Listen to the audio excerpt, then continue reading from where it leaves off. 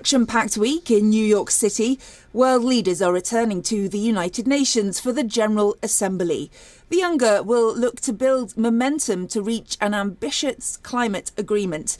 It will focus on boosting efforts to fight the COVID-19 pandemic and seek unity after the Taliban takeover in Afghanistan.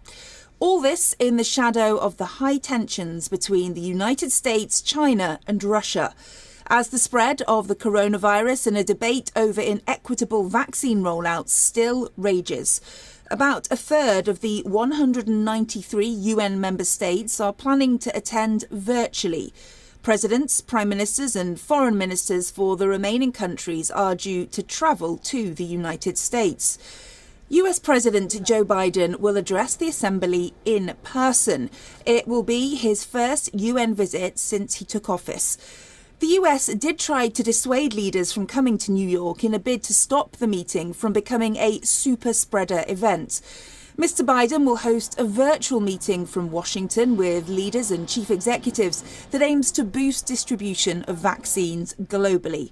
A so-called US honour system means that anyone entering the Assembly Hall has effectively declared that they are vaccinated. A proof of vaccination is not required. But this system is set to be broken when the first world leader comes to the dais to address Jair Bolsonaro. The Brazilian president is a vaccine skeptic. Before the annual speeches begin, UN Secretary-General Antonio Guterres and UK Prime Minister Boris Johnson will host a closed-door meeting of world leaders on the sidelines of the General Assembly. Guterres and Johnson will call upon world leaders to take concrete action on climate change. Mr. Johnson's visit is seen as a crucial precursor to the UN COP26 summit in Glasgow in November.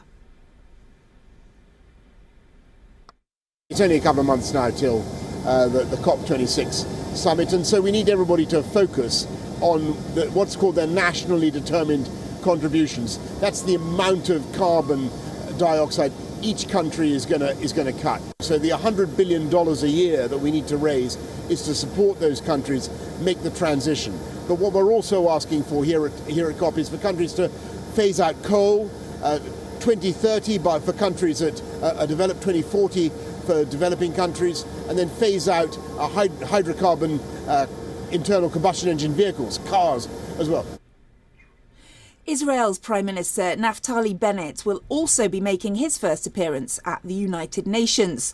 The Taliban's swift takeover of Afghanistan and withdrawal of foreign forces from the country is set to be a major topic of discussion at the UNGA. Foreign ministers of the 5 permanent members of the UN Security Council, that's the US, Russia, the UK, China and France, are expected to discuss the situation in Afghanistan in a meeting on Wednesday. Russia and China, the veto-wielding members of the Security Council, will not be attending the UNGA in New York. The two countries will not even be sending their foreign ministers. Analysts say it's an attempt by China and Russia to send a message amid the ongoing standoff with the United States. French President Emmanuel Macron will not be visiting New York, but he will be attending the UNGA virtually.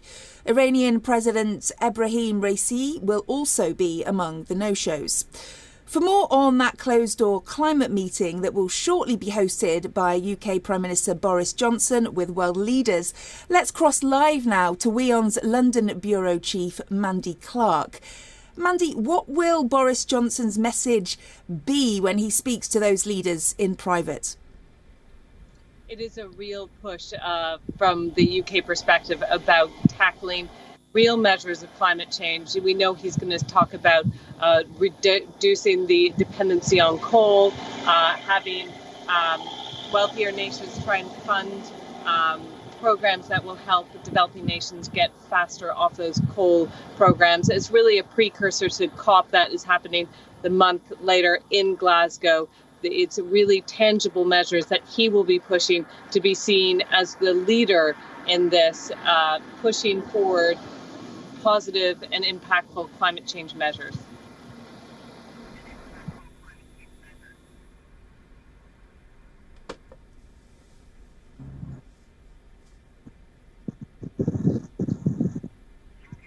Mandy, thank you.